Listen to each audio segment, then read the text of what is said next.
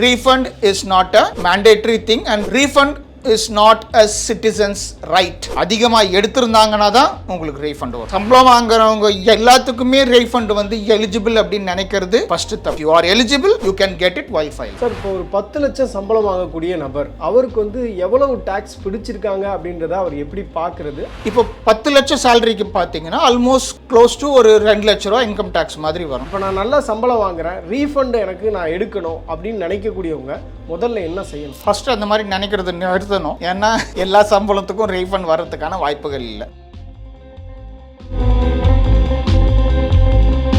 வணக்கம் சார். வணக்கம். இப்போ ஒரு 10 லட்சம் சம்பளம் வாங்கக்கூடிய நபர் அவருக்கு வந்து எவ்வளவு டாக்ஸ் பிடிச்சிருக்காங்க அப்படின்றத அவர் எப்படி பார்க்கறது? அதே நேரத்தில் வந்து அவர் டாக்ஸ் ரீஃபண்டுக்காக எதிர்பார்த்திருக்காரு அப்படின்னா எவ்வளோ ரீஃபண்ட் அவருக்கு கிடைப்பதற்கான வாய்ப்பு இருக்கு? இப்போ ரீஃபண்டுங்கிறது it's not a constant.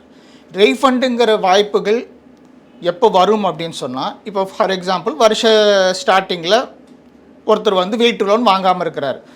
So அந்த வீட்டு வாங்குகிற பிளானே அவர்கிட்ட இல்லை. என்ன பண்ணுறாரு, அந்த வீட்டு லோனை டிக்ளேர் பண்ணாமல் விட்டுறாரு. இப்போ 10 லட்சம் சேலரிக்கு பார்த்தீங்கன்னா ஆல்மோஸ்ட் க்ளோஸ் டு ஒரு 2 லட்ச ரூபா இன்கம் டேக்ஸ் மாதிரி வரும். இப்போது ஒரு 2-3 மாதம் கழித்து அவங்க ஃபேமிலியில் பிளான் பண்ணுறாங்க, சரி நம்ம வீடு வாங்கிடலாம் அப்படின்னு சொல்லிட்டு ஒரு வீடு வாங்கிடுறாங்க, ஹோம் லோன் வாங்கி வீடு வாங்கிடுறாங்க. ஸோ இந்த மாதிரி எதிர்பாராத விஷயங்கள் நடக்கிற பட்சத்தில் நம்ம லாஸ்ட் வீடியோலலாம் பார்த்த மாதிரி வீட்டு லோனில் செக்ஷன் 24ல் 2 லட்ச ரூபாய் யூ கேன் கிளைம் எக்ஸம்ஷன். இப்போ அந்த 2 லட்ச ரூபாய் அவர் காட்டும் பொழுது என்ன ஆகும்? ஸோ எக்ஸஸாக அவங்க டேக்ஸ் வந்து பிடிச்சிருப்பாங்க.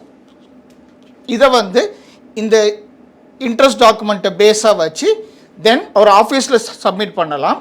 இல்லாட்டி அந்த ஆஃபீஸில் சப்மிட் பண்ணுற டைம் முடிஞ்சிடுச்சு அப்படின்னு சொன்னால் டைரெக்டாக ஐடிஆர் ஃபைல் பண்ணும்பொழுது அந்த டாக்குமெண்ட்டை பேஸாக வச்சு நான் பாருப்பா நான் லோன் வாங்கியிருக்கேன், இவ்வளோ வட்டி நான் பே பண்ணியிருக்கேன் அப்படின்னு அவர் சொல்லும் பொழுது தென் அந்த பேலன்ஸ் இருக்கிற அமௌண்ட் அவருக்கு ரீஃபண்டாக கிடைக்க வாய்ப்புகள் இருக்குது. But refund is not a constant amount. இப்போ எதெல்லாம் பேசிஸாக வச்சு இன்கம் டேக்ஸ் டிபார்ட்மெண்ட்டு டேக்ஸ் பிடிக்கிறாங்க?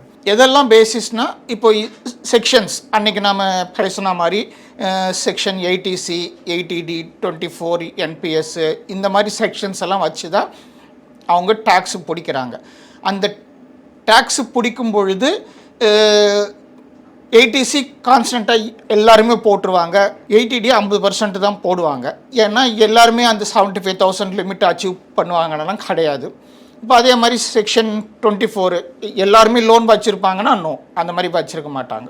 ஸோ இந்த மாதிரி நேரங்களில் இந்த செக்ஷன்ஸ் வச்சு தான் இத்தனை பேருக்கு இன்னாருக்கு இந்த பேன் நம்பருக்கு இவ்வளோ டேக்ஸ் அப்படிங்கிறத இன்கம் டேக்ஸ் முடிவு பண்ணுறாங்க. டேக்ஸ் ரிட்டர்ன் ஃபைல் பண்ண எல்லாத்துக்கும் ரீஃபண்ட் கிடைக்கும் அப்படின்னு உறுதியாக சொல்லிட முடியாது. கிடையவே கிடையாது. எல்லாமே அவங்களுடைய இன்வெஸ்ட்மெண்ட்ஸை பொறுத்து தான். அதுவும் இட்ஸ் நாட் அ கான்ஸ்டன்ட். அந்த டாக்குமெண்ட்டு சரியாக இருந்தால், நீங்கள் அதை முதலீடு பண்ணியிருந்தால் அப்போ தான் உங்களுக்கு ரீஃபண்ட் கிடைக்குமே தவிர இல்லாட்டி ரீஃபண்டுக்கு கிடைக்க வாய்ப்பு இல்லை. சார், இப்போ நம்ம ரீஃபண்டை பற்றி பேசும்போது அதில் நிறைய கிரிட்டிசிசம்ஸ் இருக்குது, நிறைய மித்ஸ் இருக்குது.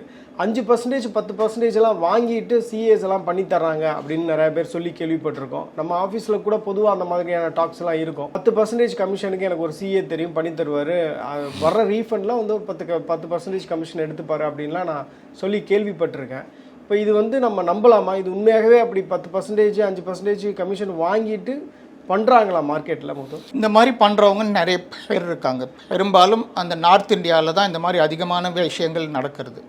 நாம் சொல்கிற மாதிரி சிஏஸ் எல்லாம் யாருமே இந்த மாதிரி செய்ய மாட்டாங்க. ஏன்னா அவங்க வந்து படிப்பை முடிச்சுட்டு வரும்போதே they are under oath.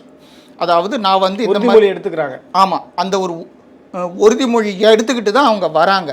In case அந்த மாதிரி ஏதாவது தவறு அவங்க செஞ்சாங்கன்னா அவங்க லைசன்ஸே பறி போகிறதுக்கான வாய்ப்புகள் இருக்குது. ஸோ சிஏஸ் அந்த மாதிரி செய்ய மாட்டாங்க. ஸோ நார்மலாக இந்த டேக்ஸ் ரிட்டர்ன் ப்ரிப்பேரிங்க்கெல்லாம் அது ஒரு சர்டிஃபிகேட் கோர்ஸ் மாதிரி இருக்குது. நார்த் இந்தியாவில் அதிகமான பேர் என்ன செய்வாங்க, அதை பண்ணிவிட்டு ஸோ நிறைய பேருக்கு டேக்ஸ் வந்து ஃபைல் பண்ணி தருவாங்க. இந்த மாதிரி நேரங்களில் தான் அவங்க அந்த 5% கமிஷனோ 10% கமிஷனோ வாங்குறது. பட் இத்தனை பேர் வாங்கினாலும் ஆஸ் அ சிட்டிசன் இந்த மாதிரி விஷயங்களில் எக்ஸ்ட்ரா கமிஷனை தந்து ஒரு ரீஃபண்ட் வாங்குறது மிகவும் தவறான செயல். இப்போ தவறான செயல்னு சொல்கிறீங்க, அவங்களுக்கு அந்த நேக்கு போக்கு தெரியுது அப்படின்ற விஷயத்த நம்ம பார்க்க முடியுது.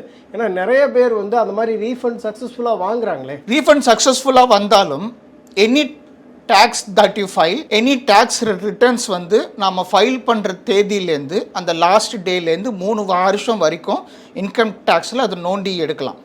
ஸோ நாளைக்கே ஒரு சாஃப்ட்வேரை ரன் பண்ணுறாங்க, ஒரு ப்ரோக்ராம் ரன் பண்ணுறாங்க, ஒரு ஏஐ ரன் பண்ணுறாங்க அப்படின்னு சொன்னால் 2.5 வருஷம் கழித்து நோட்டீஸ் வரும். ஸோ அப்போ என்ன செய்வீங்க? அப்போ போய் அவர் யார் இன்கம் டேக்ஸ் நமக்கு ரிட்டர்ன் பண்ணி தந்தாரோ நேராக அவர்கிட்ட போய் கேட்டால் ஐ எம் நாட் ரெஸ்பான்சிபிள் அப்படின்றவார். இந்தியாவை பொறுத்தவரையில் நிறைய டேக்ஸ் பேயர்ஸ் இருக்காங்க, நிறைய பேர் ப்ரொஃபஷனல்ஸு. ஸோ இப்போ எல்லாருமே வந்து அவங்களுடைய டேக்ஸை கட்டி தான் ஆகணும். இப்போ ஒரு ஹியூஜ் வால்யூமில் வரும்போது நிறைய பேர் டேக்ஸ் பே பண்ணும்போது எப்படி கவர்மெண்ட்டால் வந்து இவங்க கட்டியிருக்காங்க இவங்க கட்டலை அப்படின்ற மெக்கானிசத்தை வந்து கொண்டு வந்து அவங்களால ஃபைண்ட் அவுட் பண்ண முடியும் அப்படின்ற கேள்வி இருக்குல்ல? இல்லை சும்மா பூச்சாண்டி காமிக்கிறதுக்காக கவர்மெண்ட் அப்பப்போ வந்து நாங்கள் நோட்டீஸ் அனுப்புகிறோம் அப்படின்லாம் சொல்கிறாங்க ரேண்டமாக. பட் எல்லாருக்கும் இது மாதிரி பண்ண முடியாது அப்படின்ற ஒரு விஷயமும் சொல்கிறாங்களே. இப்போதைய சூழ்நிலையை பார்த்தீங்கன்னா இது எல்லாத்தையுமே கண்டுபிடிக்கிறதுக்கான ஆட்டோமேட்டட் வழிங்கிறது இன்கம் டேக்ஸில் இப்போ கிடையாது. ஏன்னா அப்படி கண்டுபிடிக்கிறதா இருந்ததுன்னா இந்நேரம் எல்லாருக்குமே நோட்டீஸ் போயிருக்கணும். அந்த மாதிரி மெஜாரிட்டியான நோட்டீஸ் போயிருந்ததுன்னா அது சோஷியல் மீடியாவில் வந்திருக்கும். அந்த மாதிரி செய்திகள் எதுவுமே வரல. இப்போவும் எனக்கு தெரிஞ்சு மேனுவலாக தான் பண்ணுறாங்கன்னு நினைக்கிறேன். ஸோ மேனுவலாக அவங்க ஒவ்வொரு கேஸாக நோண்டி பார்த்து அதுக்கு நோட்டீஸ் அனுப்புகிறாங்க. இன்கம் டேக்ஸால் நினச்சா நாம் வந்து ஐடிஆர் வந்து ஃபைல் பண்ண வேண்டிய வேலையே இல்லாமல் அவங்க பண்ணலாம். என்ன ஃபைனான்ஷியல் டிரான்சாக்ஷன்ஸ் பண்ணினாலும் அதுக்கு ஒரு பேன் நம்பரோட தான் தரோம். அந்த பேன் நம்பர் தரும் பொழுது எல்லா பேங்க்ஸ்லேருந்தும் அந்த டீட்டெயில்ஸை டைரெக்டாக இன்கம் டேக்ஸுக்கு அவங்க அனுப்புகிறாங்க. At the end of the day ஒருத்தர் ஒரு பேன் நம்பரை வச்சு என்ன பண்ணியிருக்காரு அப்படின்றத அதை அனுப்புகிறாங்க. ஓகே சார், இப்போ ஹை வால்யூம் டிரான்சாக்ஷன்னா உங்களுக்கு ஈஸியாக ஃபைண்ட் அவுட் பண்ண முடியும். இப்போ நான் வந்து எங்கள் தங்கச்சிக்கோ அக்காவுக்கோ இல்லை அண்ணனுக்கோ வந்து பணம் அனுப்புகிறேன், அவருக்கு ஒரு தேவை இருக்குது, ஒரு மல்டிபிள் அக்கௌண்ட்லேருந்து அந்த பணம் அவருக்கு போகுது அப்படின்னா அவர் வந்து எந்த வேலையும் பண்ணலை, அவர் வீட்டில் தான் இருக்கார், அவருக்கு வந்து மல்டிபிள் சைட்லேருந்து பணம் போகுது அவருக்கான ஒரு நீடை வந்து ஃபுல்ஃபில் பண்ணுறதுக்கு. அப்படின்றப்ப எப்படி இன்கம் டேக்ஸால் அவருக்கு நோட்டீஸ் அனுப்ப முடியும்? அப்படி நோட்டீஸ் அனுப்புனா அது வந்து ஒரு ப்ராப்பரான நோட்டீஸ் கிடையாது இல்லை? If it transfers within the banking system income டேக்ஸுக்கு கவலையே இல்லை. அதை அவங்க எப்போ வேணால் பார்த்துக்கலாம். கேஷ் டெபாசிட் மட்டும்தான் அவங்க நோண்டுவாங்க. இப்போ வந்து நம்ம பேசுறது இட்ஸ் ஒன்லி ஃபார் டேக்ஸ். அதாவது நீங்கள் ஏர்ன் பண்ணுற மணிக்கு இங்கேருந்து இன்னொரு அக்கௌண்ட்டுக்கு மாற்றுறதுக்கெல்லாம் நோபடி வில் கன்சிடர். நீங்கள் வந்து உங்கள் பிரதருக்கோ சிஸ்டருக்கோ இல்லை உங்கள் அம்மாவுக்கோ அப்பாவுக்கோ you can even transfer in crores. Income tax is not bother with that. It's within the banking system. ஏதோ ஒரு வகையில் பேங்கிங் சிஸ்டமில் லீகலாக வந்திருக்கு. ஸோ இதை பற்றி அவங்க கவலைப்பட மாட்டாங்க. எதை பற்றி அவங்க யோசிப்பாங்க அப்படின்னு சொன்னால் ஏர்ன்ட் இன்கம். நீ சம்பாதிக்கிறத நீ சரியாக காமிக்கிறியா, நம்பர் 1. அப்படி சரியாக காமிச்சு டேக்ஸ் கால்குலேஷன் கரெக்டாக பண்ணுறியா, நம்பர் 2. சரியான வரி கட்டுறியா, அதுக்கான டாக்குமெண்ட்ஸை ப்ராப்பராக வச்சிருக்கியா. சார், ப்ரொஃபஷனல் டேக்ஸ் பேயர்ஸை பொறுத்தவரையில் அவங்க வந்து ஒரு கம்பெனியில் ஒர்க் பண்ணுறாங்க, எப்படியாவது அந்த கம்பெனி வந்து பிடிச்சிட்டு தான் அவங்களுக்கு பணம் கொடுக்குறாங்க. ஸோ இப்போ அவங்க வந்து வேறு வழியே கிடையாது, அவங்களுடைய இன்கம் வந்து அவங்க டிக்ளேர் பண்ணி தான் ஆகணும். இன்கேஸ் அவங்க ரீஃபண்ட் எடுக்கணும் இல்லை வந்து எந்த ஒரு சிக்கல்லையும் மாட்டிக்காமல் இருக்கிறதுக்கு ஹெச்ஆர் ஃபாலோஅப் இருக்குது, இது எல்லாமே இருக்குது. இப்போ நார்மலாக ஒரு தொழில் செய்கிறவங்க இல்லை வந்து வேறு ஏதாவது ஒரு சின்ன செட்டப்பில் வந்து ஏதாவது பிஸ்னஸ் பண்ணுறாங்கன்னு வச்சுக்கோங்களேன், இப்போ அவங்களெலாம் வந்து எப்படி இன்கம் டேக்ஸ் டிக்ளரேஷன் ஃபைல் பண்ணுவாங்க? ஏன்னா மேபி நிறைய பேருக்கு வந்து கல்வியறிவு போதுமான கல்வியறிவு இல்லாமல் இருக்கலாம், இல்லை அவங்களுக்கு இது பற்றியான பெரிய இன்ட்ரெஸ்ட் காமிக்காமல் இருக்கலாம். இதை யார் வந்து கேள்வி கேட்க போகிறாங்க, ஏன்னா இதுக்கு முன்னாடி ரொம்ப ஸ்ட்ரிக்டாக யாரும் வந்து கேள்வி கேட்டதில்லை அப்படின்ற எக்ஸ்கியூசஸ் நிறையா இருக்குது. ஸோ இப்போ அவங்களெல்லாம் எப்படி வந்து இன்கம் டேக்ஸ் டிபார்ட்மெண்ட் மானிட்டர் பண்ணுவாங்க, கேப்சர் பண்ணுவாங்க? இப்போ பார்த்தீங்கன்னா 2 வகை இருக்குது. ஒன்று ஜிஎஸ்டி, அதாவது அந்த ஜிஎஸ்டிக்கு மாதம் அதை வந்து ஃபைல் பண்ணி ஆகணும். 2வது இந்த மாதிரி விஷயங்களுக்காக தான், எல்லாருக்குமே அந்த கார்ப்பரேட் டேக்ஸு தெரியாதுங்கிற விஷயத்துக்காக தான் எந்த ஒரு கம்பெனி சார்பாவோ நீங்கள் டேக்ஸ் ஃபைல் பண்ணிங்கனாலும் அதை ஒரு சிஏ தான் ஆத்தரைஸ் பண்ணணும். சிஏ தான் அதை வேலிடேட் பண்ணி ஆடிட் பண்ணி அதை வந்து ஃபைனலாக ஃபைல் பண்ண. அவர் வந்து ஜிஎஸ்டி அம்பர்லாக்குள்ளே வரல, அவருடைய வருமானம்ன்றது வந்து 20 லட்சத்துக்கு உள்ளதாக இருக்குது அப்படின்னு என்ன பண்ணுவாங்க? 20 லட்சத்துக்கு உள்ளனா இதெல்லாம் உட்காந்து பார்த்துட்டு இருக்கிறதுக்கு இன்கம் டேக்ஸுக்கு நேரம் இல்லை. ஏன்னா கார்ப்பரேட்டில் ஏகப்பட்டது அவங்களுக்கு வருது. ஸோ இந்த மாதிரி ஸ்மால் அமௌண்ட்டில் அதுக்காக தான் அந்த லிமிட்டே வச்சுருக்காங்க. 20 லட்சத்துக்குள்ளார நீ என்ன வேணால் பண்ணிக்கோ. So I don't care about it now. 20 லட்சத்துக்கு மேலே தான் நான் வந்து பார்க்க ஆரம்பிப்பேன். ஸோ 20 லேக்ஸ்க்கு மேலே போச்சுன்னா டைரெக்டாக இப்போ ஏதாவது ஒரு கரண்ட் அக்கௌண்ட்டில் வந்துச்சுன்னு நிறைய பேர் கேஷாக வாங்குறாங்க, கேஷாக பர்ச்சேஸ் பண்ணுறாங்க. இந்த மாதிரி நிறைய இருக்குது. இப்போ ஷாப்ஸுக்கெல்லாம் போனீங்கன்னா இப்போ 50,000க்கு மேலே நீங்கள் எது வாங்கினாலும் you have to either provide your PAN number இல்லாட்டி ஆதார் நம்பர். ஸோ இதெல்லாம் வச்சும் they can take care of it. இப்போ நான் நல்ல சம்பளம் வாங்குறேன், ரீஃபண்ட் எனக்கு நான் எடுக்கணும் அப்படின்னு நினைக்கக்கூடியவங்க முதல்ல என்ன செய்யணும்? ஃபஸ்ட்டு அந்த மாதிரி நினைக்கிறத நிறுத்தணும். ஏன்னா எல்லா சம்பளத்துக்கும் ரீஃபண்ட் வர்றதுக்கான வாய்ப்புகள் இல்லை. டிக்ளரேஷன் பண்ணுவீங்க ஏப்ரலில், அதுக்கான டாக்குமெண்ட்ஸை டிசம்பர் ஜனவரியில் சப்மிட் பண்ணுவீங்க. அந்த டாக்குமெண்ட்ஸோட அப்ரூவலை பேஸ் பண்ணி உங்களுக்கு மே மாதம் இல்லாட்டி ஜூன் மாதம் ஃபார்ம் 16 வரும். அந்த ஃபார்ம் 16லேயே உங்களுக்கு ரீஃபண்ட் எவ்வளோ டேக்ஸு பிடிச்சிருக்காங்க, எவ்வளோ டேக்ஸு பிடிக்கணும், how much tax you are eligible to pay and how much tax you have actually paid. இப்போ இன்கம் டேக்ஸ் வெப்சைட்டுக்கு போயிட்டு இட்ஸ் சிம்பிளாகிடுச்சு. இப்போ நீங்கள் ஒன்ஸ் உங்களுடைய ரெஜிஸ்ட்ரேஷனில் லாகின் பண்ணிவிட்டு அந்த ஃபார்ம்ஸ் 16ல் இருக்க டேட்டாவை இன்கம் டேக்ஸ் சைட்டில் போட்டிங்கனாலே உங்களுக்கு கன்ஃபார்ம் ஆகிடும். It will actually calculate everything and it will say உங்களுக்கு ஃபார்ம் 16ல் இருக்க அதே ரீஃபண்டு தான் வருமானா இட் மை நாட் பி. ஏன்னா இந்த ஃபார்ம் 16ல் bank interest plus fixed deposit interest, capital gains இதெல்லாம் வந்திருக்காது. இதெல்லாம் உங்களுக்கு இன்கம் டேக்ஸ் சைட்டில் நீங்கள் போடும்பொழுது there might be chances that it may be more or it may be less.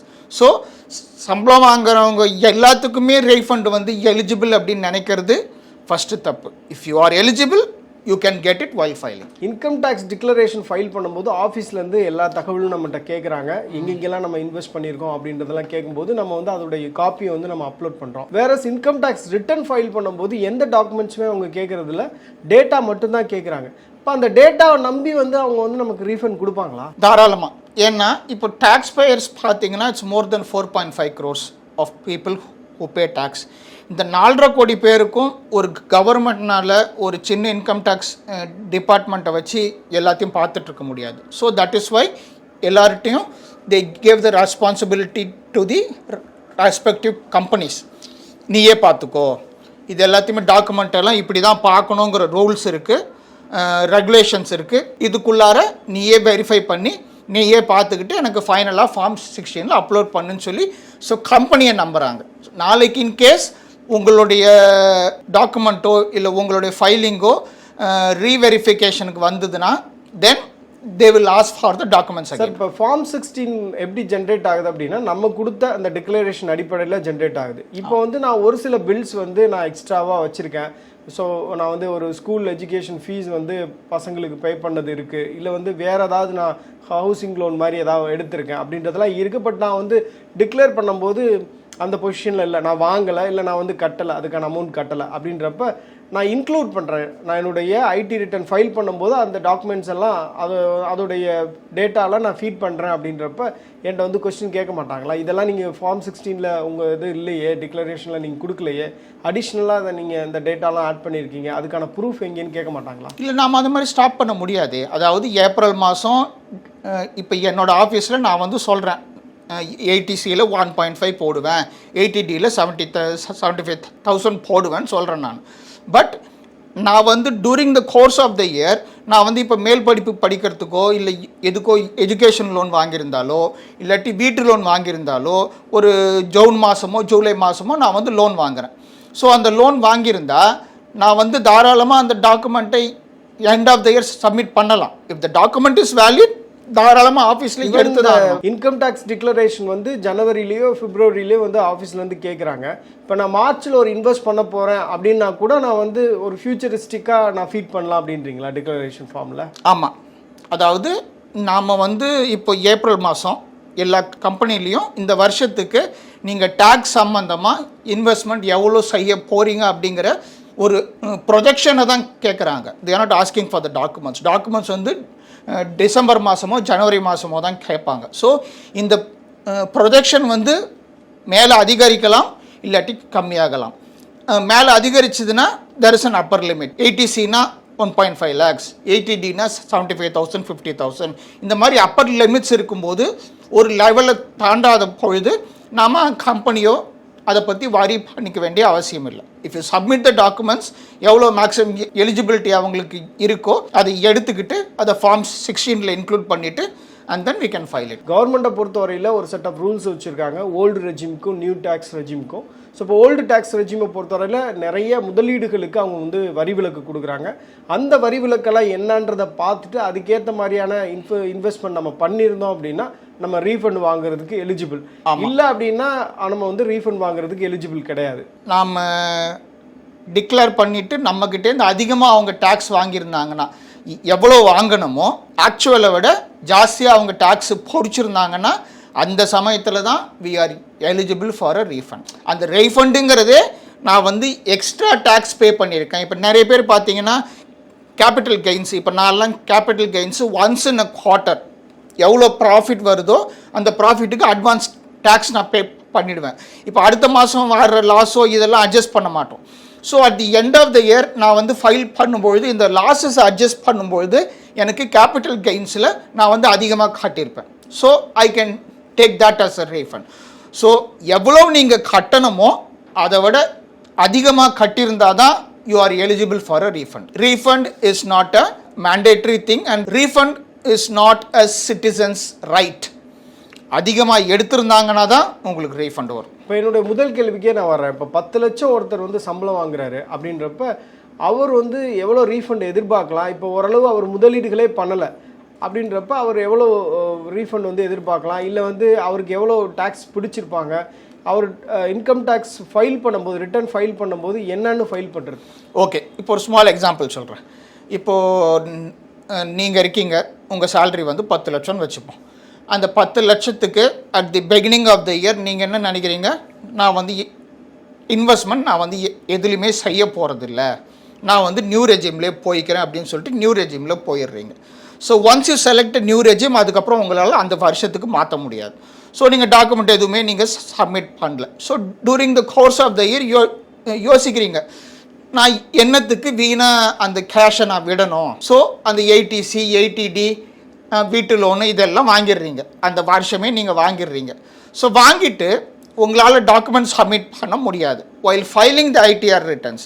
இப்போ நீங்கள் நியூ ரெஜிமில் அந்த 10 லட்சத்துக்கு ஃபார் எக்ஸாம்பிள் அவங்க ஒரு 2 லட்ச ரூபா பிடிச்சிருக்காங்கன்னு வச்சுப்போம். ஓகே, பட் இந்த டாக்குமெண்ட்ஸ் எல்லாம் நீங்கள் சப்மிட் பண்ணிங்கன்னா உங்களுடைய ஆக்சுவல் டேக்ஸ் வந்து 1 lakh தான் வரும். அவங்க எவ்வளோ பிடிச்சிருக்காங்க? 2 லட்சம். நீங்கள் ஆக்சுவல் டேக்ஸ் எவ்வளோ நீங்கள் பே பண்ணணும்? 1 lakh. ஸோ நீங்கள் ஃபைல் பண்ணும்பொழுது நியூ ரெஜிமாக ஃபைல் பண்ணாமல் ஓல்டு ரெஜிமாக ஃபைல் பண்ணிவிட்டு இந்த இன்வெஸ்ட்மெண்ட்ஸ் எல்லாத்தையுமே அதில் சேர்த்திங்கன்னா அப்போது 2 லட்சம் உங்ககிட்டேருந்து போன டேக்ஸ்லேருந்து 1 lakh எக்ஸம்ஷன் எல்லாமே கன்சிடர் பண்ணிவிட்டு 1 lakh உங்களுக்கு ரீஃபண்ட் வரும். Thank you sir. தேங்க்யூ. மேலும் ஈடி தமிழ் சேனல்ல வரப்போகும் பிசினஸ் மற்றும் அது ரிலேட்டடான வீடியோவை பார்க்க உடனே கீழே இருக்க சப்ஸ்கிரைப் பட்டனை கிளிக் பண்ணுங்க.